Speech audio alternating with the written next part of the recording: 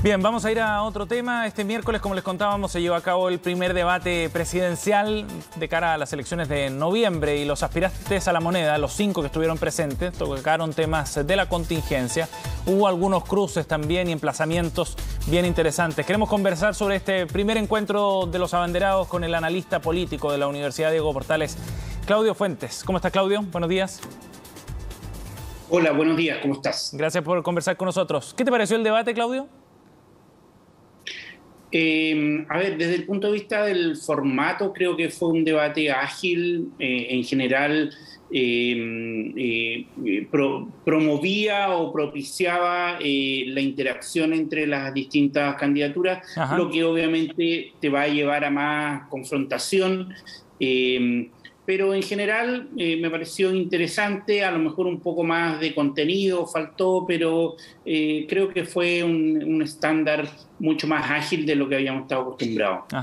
¿Qué es lo que gana la audiencia, los electores, después del debate de ayer, Claudio? A ver, el problema con los debates es que el tiempo es corto, tienen muy poco tiempo para exponer todas las ideas, pero es básicamente conocimiento. Yo creo que en algunos casos las candidaturas todavía no logran llegar a la ciudadanía. La ciudadanía hay parte que está indecisa y por lo tanto creo que ganan en conocimiento de cuáles son las opciones y empezar a mostrarse más respecto a una carrera presidencial que ahora ya está totalmente desplegada. Claro, a falta de cerca de 2 meses para el día de la votación. Ahora, vamos al análisis del desempeño de los candidatos, Claudio. ¿Quién crees tú que se mostró más sólido en el debate de ayer? A ver, yo creo que un poco hay que pensarlo de acuerdo a las expectativas que uno podría tener. En general, creo que Gabriel Boric hizo un buen desempeño en la perspectiva de que él va primero.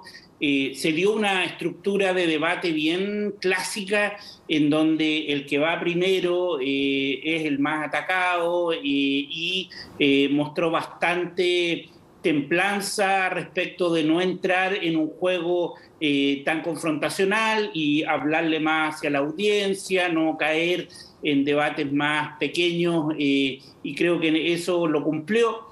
En general, transmitió su mensaje. El otro que yo creo que lo hizo bien y que es un muy buen debatidor es José Antonio Kast. Creo que dejó en problemas a Sichel por cuanto él está tratando de ahí de ocupar el espacio de la derecha y lo hace muy inteligentemente en los foros. Claudio, en ese sentido, ¿tú crees que el debate de ayer puede haber movido la aguja, digamos, el haber generado un espacio de ganancia para alguno de los candidatos? Por ejemplo, pensando en Boric y Kast, que tú mencionas como los destacados.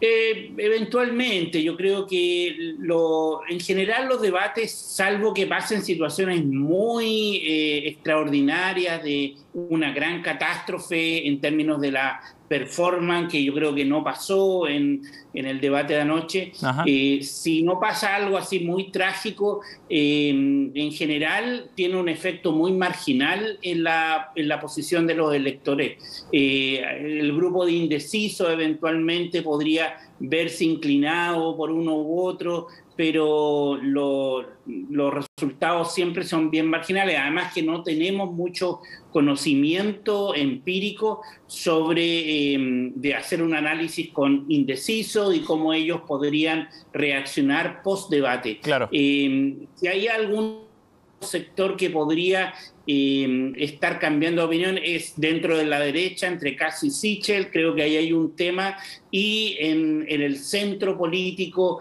entre Jasna Proboste y Sichel, que yo creo que podría estar un debate también interno de aquellos que están indecisos. Sí. Claudio, sigamos con ese análisis individual. ¿Cómo crees tú que fue la participación de Sebastián Sichel? No solo respecto a otros candidatos, ¿no?, sino que también en el discurso que él está tratando de construir. Ayer en distintos pasajes él insistía en este punto de marcar diferencias respecto a esta política que polariza, a la política de siempre, tratando de generar ahí algún tipo de quiebre. ¿Cómo analizas tú ese discurso que levantó el candidato oficialista ayer? Sí, mira, Sichel ha tenido una evolución en general. Él ha estado centrado en los atributos personales del mismo, su historia de vida, y en segundo lugar, la antipolítica, es decir, tratar de decir, oye, hay una política tradicional, yo no soy parte de eso. Yo creo que esa parte que lo enfatizó mucho anoche es poco creíble, porque él seguramente es percibido como parte de la élite, él ha estado en distintas posiciones de gobierno y ha estado apoyando distintos gobiernos, y por lo tanto yo creo que desprenderse de su halo político va a ser muy difícil para Sichel, y por lo tanto creo que no fue muy buena su estrategia anoche, particularmente cuando además otros candidatos y candidatas le hicieron ver precisamente ese aspecto. O sea, él ha pasado en distintos gobiernos, ha estado en funciones de gobierno, entonces es poco creíble un discurso antipolítica y anti-elite política.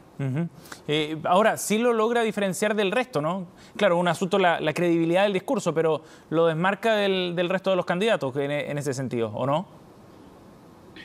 El punto es cuánto la gente va a creerle, o sea, independientemente que tenga un discurso así, es cómo la ciudadanía lo va a percibir. Y yo no creo que alguien que ha sido ministro, que ha sido presidente del Banco del Estado, que ha estado apoyando a gobiernos desde Lagos en adelante, vaya a ser percibido de otro modo si no es de la élite y vinculado a los partidos políticos. Sí.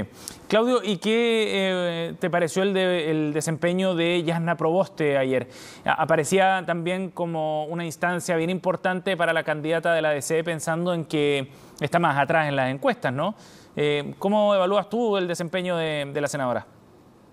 Sí, yo creo que ella tenía varios desafíos. Uno, el mostrarse más desafiante. Efectivamente, como tú dices, no había estado tan presente en los debates. Creo que logró ciertos objetivos. Por ejemplo, uno se definió respecto del cuarto retiro. Ese tema es clave para la elección presidencial y creo que a lo mejor lo hizo tarde, uno podría evaluar, pero el hecho de tener posiciones más claras creo que le va a ayudar.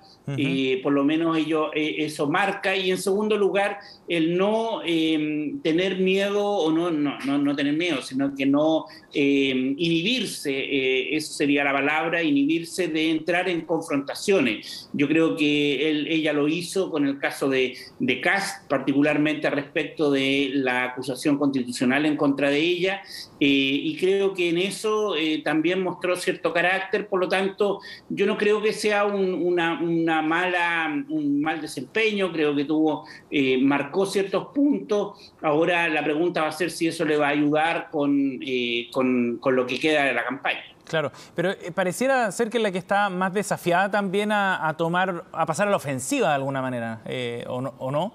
Pensando en que Sí, totalmente. en su posición en las encuestas precisamente.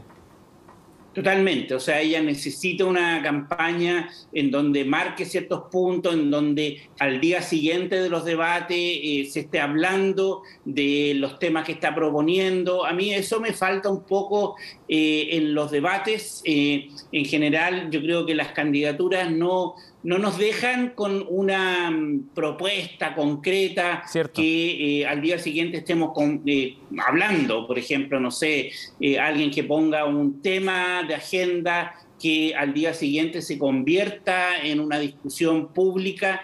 Eso no está sucediendo y creo que eso le hace falta a las candidaturas para marcar diferencias respecto de las otras. ¿Y qué refleja eso, Claudio? Es bien interesante ese punto porque, claro, ayer hubo definiciones sobre temas particulares, ¿no? ¿Qué piensa usted respecto al aborto, la posición sobre el cuarto retiro?